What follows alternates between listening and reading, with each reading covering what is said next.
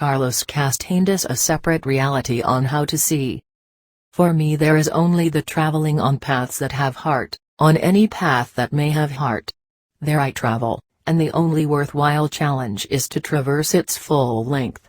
And there I travel looking, breathlessly. Don Juan's particular interest in his second cycle of apprenticeship was to teach me to see. Apparently in his system of knowledge there was the possibility of making a semantic difference between seeing and looking as two distinct manners of perceiving. Looking referred to the ordinary way in which we are accustomed to perceive the world, while seeing entailed a very complex process by virtue of which a man of knowledge allegedly perceives the essence of the things of the world. SRP 37. You must do it yourself. Once you learn, you can see every single thing in the world in a different way. Then Don Juan, you don't see the world in the usual way anymore. I see both ways. When I want to look at the world I see it the way you do. Then when I want to see it I look at it the way I know and I perceive it in a different way. Do things look consistently the same every time you see them? Things don't change. You change your way of looking, that's all. I mean, Don Juan, that if you see, for instance, the same tree, does it remain the same every time you see it? No, it changes and yet it is the same. But if the same tree changes every time you see it, your seeing may be an illusion. Finally he said, whenever you look at things you don't see them. You just look at them, I suppose, to make sure that something is there. Since you're not concerned with seeing, things look very much the same every time you look at them. When you learn to see, on the other hand, a thing is never the same every time you see it, and yet it is the same. I told you for instance that a man is like an egg, yet is it not the same egg? But you won't be able to recognize anything, since nothing is the same, so what's the advantage of learning to see? You can tell things apart. You can see them for what they really are. Don't I see things as they really are? No. Your eyes have learned only to look. A separate reality. p. 80. After a long pause I thought of a good point. I told him that in my opinion some of the acts of my fellow men were of supreme importance. I pointed out that a nuclear war was definitely the most dramatic example of such an act. I said that for me destroying life on the face of Earth was an act of staggering enormity. You believe that because you're thinking about life, Don Juan said with a glint in his eyes, you're not seeing.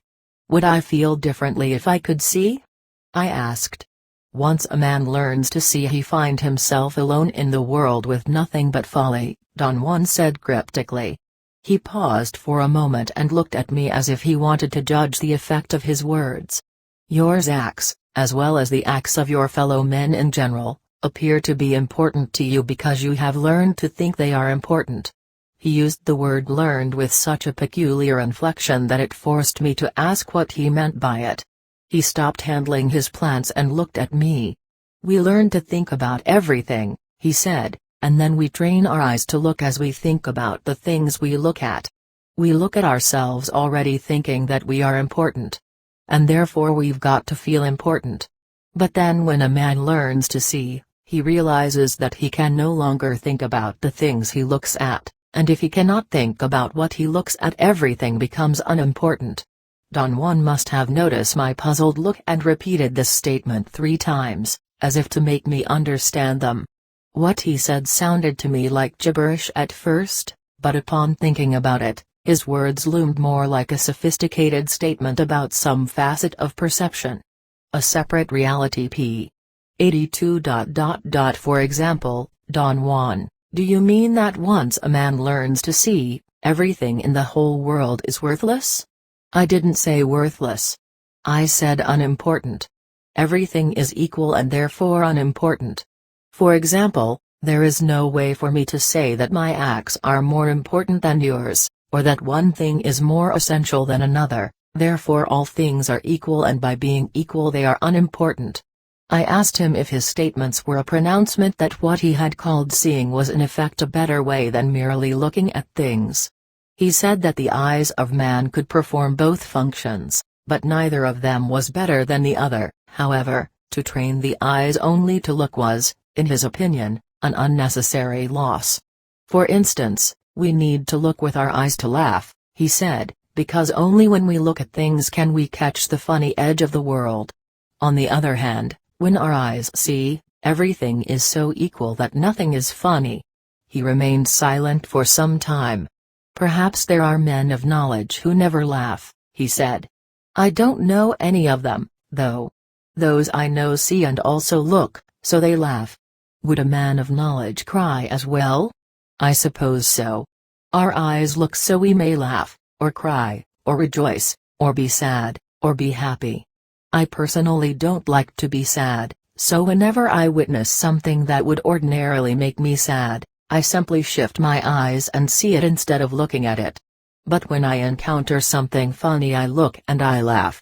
A separate reality p. 84. I have said this countless times. One must always choose the path with heart in order to be at one's best, perhaps so one can always laugh. The reason I say I choose is because I see, but it isn't that I choose to live. My will makes me go on living in spite of anything I may see. You don't understand me now because of your habit of thinking as you look and thinking as you think. This statement intrigued me very much.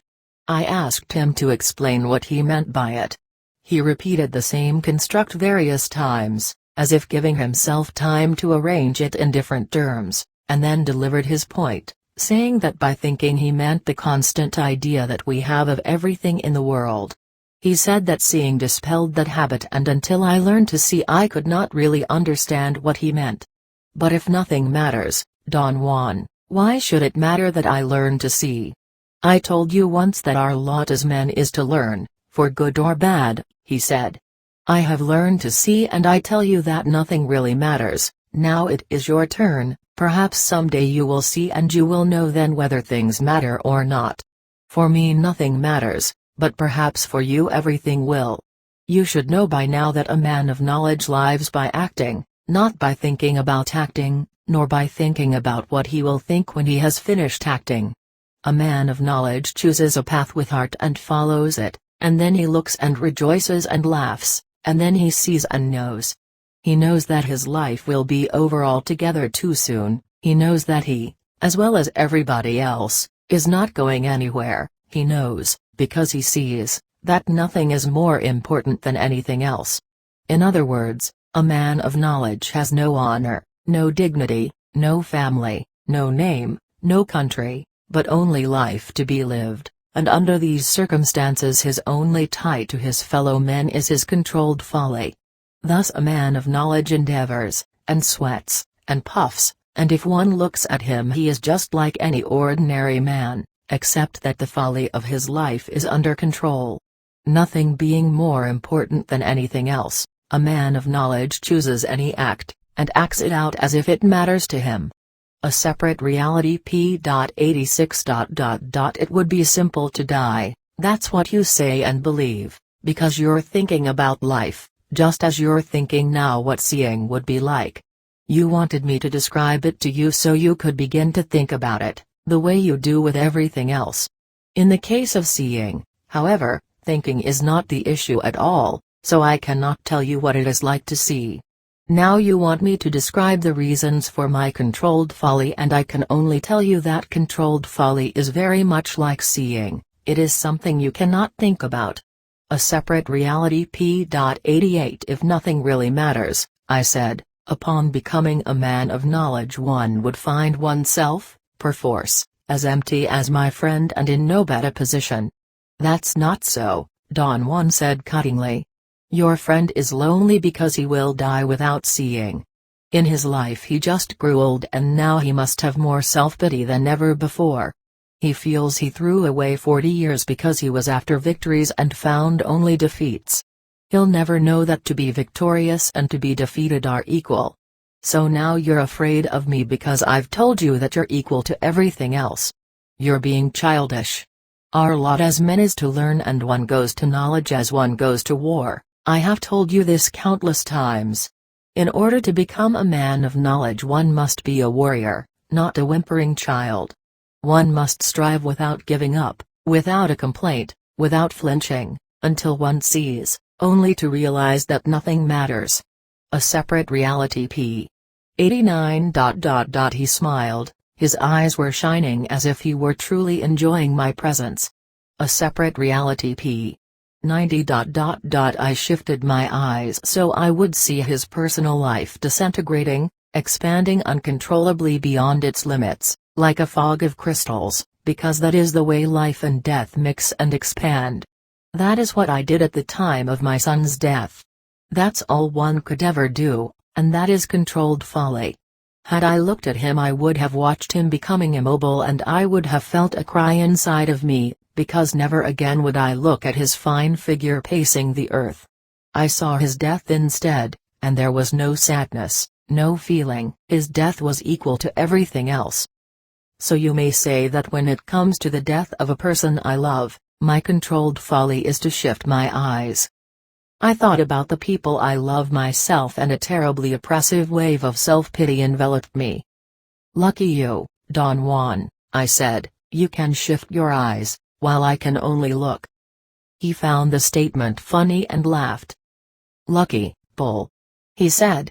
It's hard work. A separate reality p. 95. You fail to understand that a sorcerer is not joking, he said severely. When a sorcerer attempts to see, he attempts to gain power. A separate reality p. 96. The two of them had another moment of mirth, then Don Juan became serious again and said that if I did not think of my death, my entire life would be only a personal chaos. He looked very stern. What else can a man have, except his life and his death? He said to me. A separate reality p. 105. Seeing is very difficult, he said. I begged him to explain his statement. Seeing is not a matter of talk, he said imperatively. Sitting on his head was one of such movements, and with it he had attempted to show me that it was impossible to see while I took notes. In Don Gennaro's opinion, writing about seeing was the same, that is, it was a precarious maneuver, as odd and as unnecessary as sitting on one's head. A separate reality p. 112. The world, when you see, is not as you think it is now. It's rather a fleeting world that moves and changes. A separate reality p. 129. I strained myself to fix my gaze on it and then became fully aware that I could not look at it in the same way I look at ordinary things. I had a strange thought. Looking at the guardian's body I felt that every single part of it was independently alive, as the eyes of men are alive. I realized then for the first time in my life that the eyes were the only part of a man that could show, to me, whether or not he was alive. The guardian, on the other hand, had a million eyes. A separate reality p. 143. There you go again.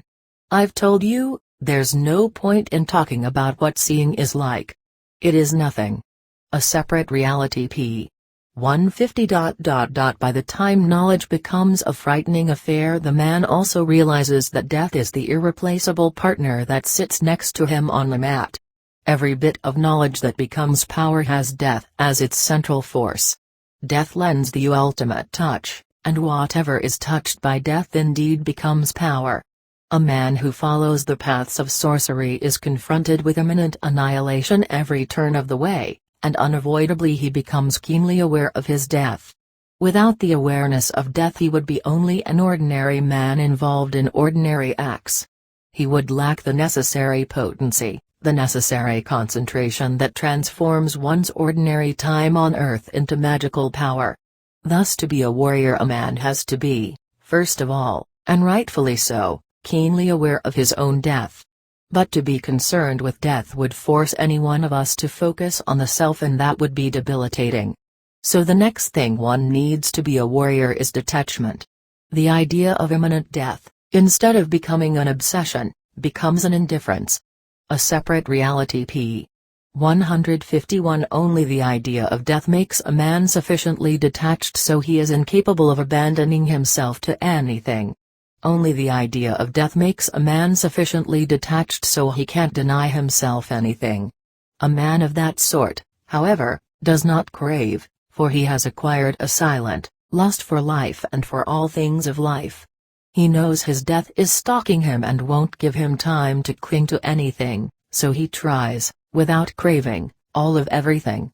A detached man, who knows he has no possibility of fencing off his death, has only one thing to be back himself with, the power of his decisions. He has to be, so to speak, the master of his choices. He must fully understand that his choice is his responsibility, and once he makes it, there is no longer time for regrets or recriminations. His decisions are final, simply because his death does not permit him time to cling to anything. A separate reality p.151. His death advises him, in mysterious ways, how to choose, how to live strategically. And the warrior waits. I would say that the warrior learns without any hurry because he knows he is waiting for his will, and one day he succeeds in performing something ordinarily quite impossible to accomplish. He may not even notice his extraordinary deed. But as he keeps on performing impossible acts, or as impossible things keep on happening to him, he becomes aware that a sort of power is emerging. A power that comes out of his body as he progresses on the path of knowledge. At first it is like an itching on the belly, or a warm spot that cannot be soothed, then it becomes a pain, a great discomfort. Sometimes the pain and discomfort are so great that the warrior has convulsions for months. The more severe the convulsions, the better for him. A fine power is always heralded by great pain. A separate reality p.153. My benefactor was a sorcerer of great powers, he went on. He was a warrior through and through.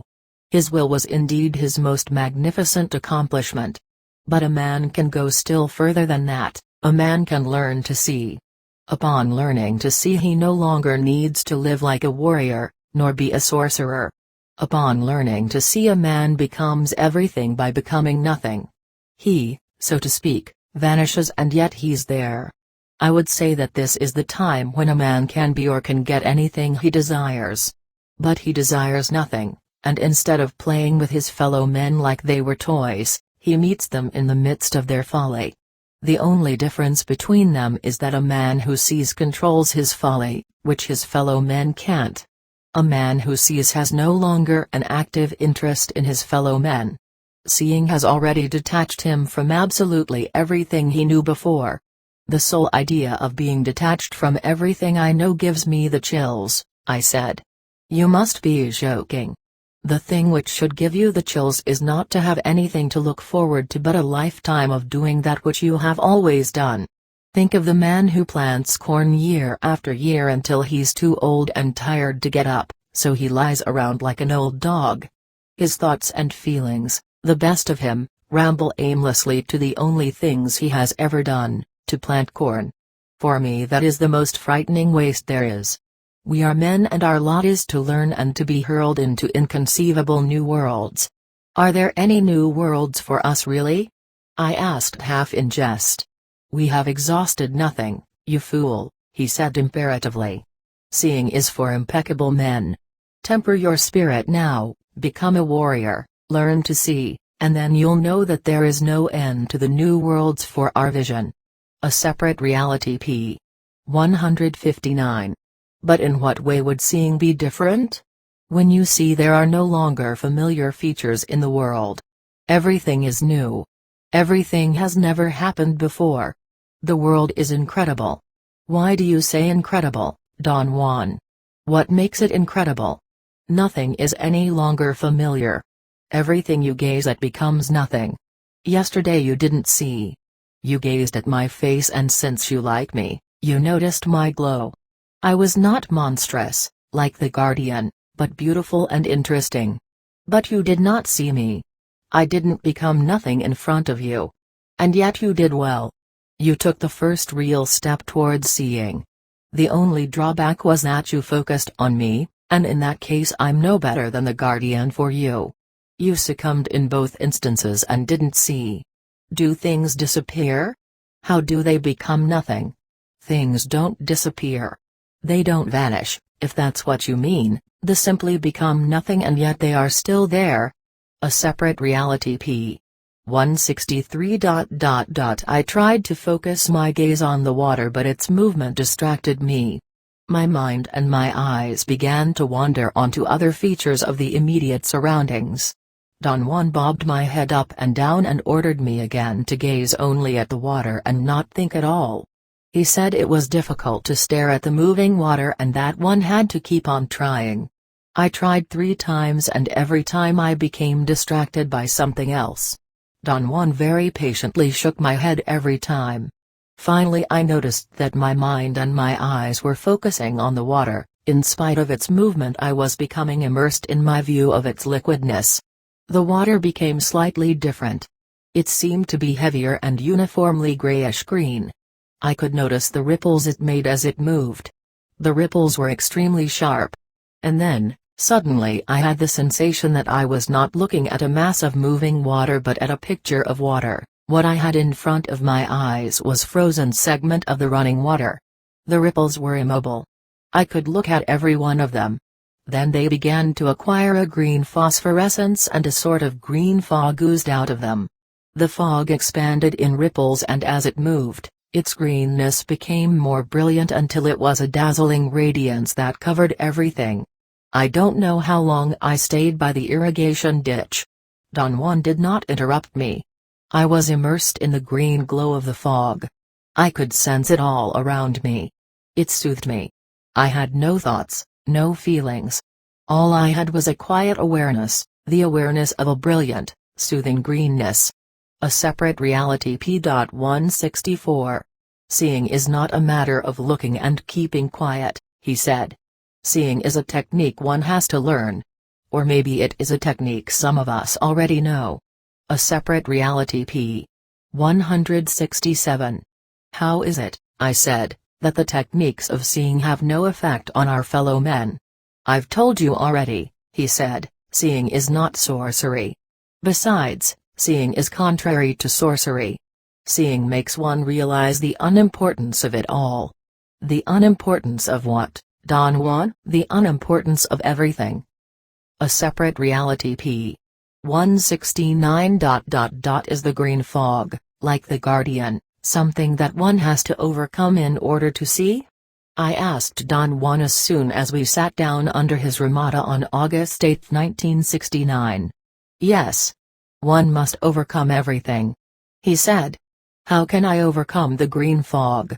The same way you should have overcome the guardian, by letting it turn into nothing. A separate reality. P. 170. You thought the guardian was something you know, that's what I mean. But I didn't think it was something I knew. You thought it was ugly. Its size was awesome. It was a monster. You know what all those things are. So the guardian was always something you knew, and as long as it was something you knew you did not see it. I have told you already, the guardian had to become nothing and yet it had to stand in front of you. It had to be there and had at the same time, to be nothing. How could that be, Don Juan? What you say is absurd. It is. But that is seeing. There is really no way to talk about it. Seeing, as I said before, is learned by seeing. Apparently you have no problem with water. You nearly saw it the other day.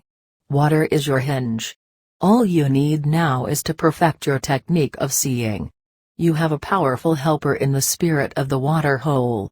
A separate reality. P.172. I heard and understood him with extraordinary clarity. I began looking at the water fixedly, and had a very peculiar sensation of physical pleasure, and itch, an undefined happiness. I stared for a long time but did not detect the green fog. I felt that my eyes were getting out of focus and I had to struggle to keep looking at the water. Finally I could not control my eyes any longer and I must have closed them, or blinked, or perhaps I just lost my capacity to focus. At any rate, at that very moment the water became fixed, it ceased to move. It seemed to be a painting. The ripples were immobile. Then the water began to fizzle, it was as if it had carbonated particles that exploded at once. A separate reality. P. 179. He seemed to be thinking, judging by the penetrating look in his eyes, which were fixed above the horizon. A separate reality. P. 180. A warrior does not abandon himself to anything, not even his death. A warrior is not a willing partner, a warrior is not available, and if he involves himself with something, you can be sure that he is aware of what he is doing. A separate reality. p. 181. It seems to me it is impossible to avoid accidents, I said. No man can control everything around him. True, Don Juan said cuttingly. But not everything is an unavoidable accident.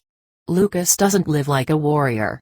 If he did, he'd know that he is waiting and what he is waiting for, and he wouldn't have driven that truck while he was drunk. He crashed against the rock side of the road because he was drunk and mangled his body for nothing. Life for a warrior is an exercise in strategy, Don Juan went on. But you want to find the meaning of life. A warrior doesn't care about meanings. If Lucas lived like a warrior, and he had a chance to, as we all have a chance to, he would set his life strategically. Thus, if he couldn't avoid an accident that crushed his ribs, he would have found means to offset that handicap, or avoid its consequences, or battle against them. If Lucas were a warrior, he wouldn't be sitting in his dingy house dying of starvation. He would be battling to the end. A separate reality. p. 182. All I can say to you, Don Juan said, is that a warrior is never available, never is he standing on the road waiting to be clobbered. Thus he cuts to a minimum his chances of the unforeseen. What you call accidents are, most of the time, very easy to avoid, except for fools who are living helter-skelter. A separate reality. p. 185. Don Juan must have turned my head around, for next I was looking at the chaparral. He told me not to gaze but look lightly at things and scan over them. He said that he was going to stand a short distance in front of me and then walk toward me, and that I should gaze at him until I saw his glow. A separate reality. p. 191. I told him that I had almost seen him as a luminous egg. He said that almost was not enough and that seeing was going to take me a great deal of time and work. A separate reality. p. 194. I don't understand why those people talk about death as if death were like life, he said softly. Maybe that's the way they understand it. Do you think the Tibetans see? Hardly. When a man learns to see, not a single thing he knows prevails. Not a single one. If the Tibetans could see, they could tell right away that not a single thing is any longer the same. Once we see, nothing is known, nothing remains as we used to know it when we didn't see. Perhaps, Don Juan, seeing is not the same for everyone. True. It's not the same. Still, that does not mean that the meanings of life prevail. When one learns to see, not a single thing is the same. A separate reality. p. 199. I've told you that it is much better to learn to see.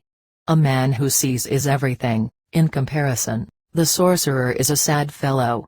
A separate reality. p. 214. It is my commitment to teach you to see. Not because I personally want to do so, but because you were chosen, you were pointed out to me by Mescalito. I am compelled by my personal desire, however, to teach you to feel and act like a warrior. I personally believe that to be a warrior is more suitable than anything else.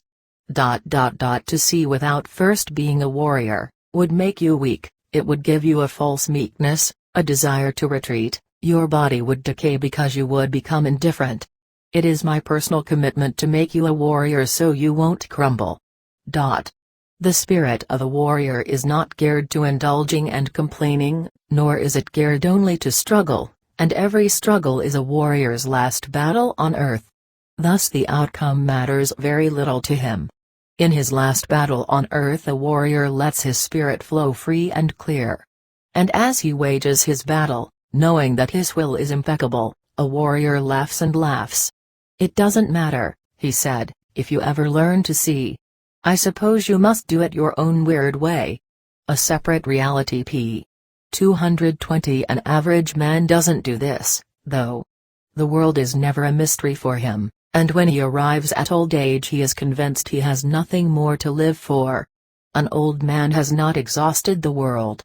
He has exhausted only what people do. But in his stupid confusion he believes that the world has no more mysteries for him. What a wretched price to pay for our shields. A warrior is aware of this confusion and learns to treat things properly. The things that people do cannot under any conditions be more important than the world. And thus a warrior treats the world as an endless mystery and what people do as an endless folly. A separate reality p. 252. I told him that it had never occurred to me to associate seeing with the strange noises I had heard at that time. And why not? He asked flatly. Seeing means the eyes to me, I said. He scrutinized me for a moment as if there were something wrong with me. I never said that seeing is a matter of the eyes alone, he said and shook his head in disbelief. The second ring of power. Instead of teaching me to focus my view, as gazers did, he taught me to open it, to flood my awareness by not focusing my sight on anything. I had to sort of feel with my eyes everything in the 180-degree range in front of me, while I kept my eyes unfocused just above the line of the horizon.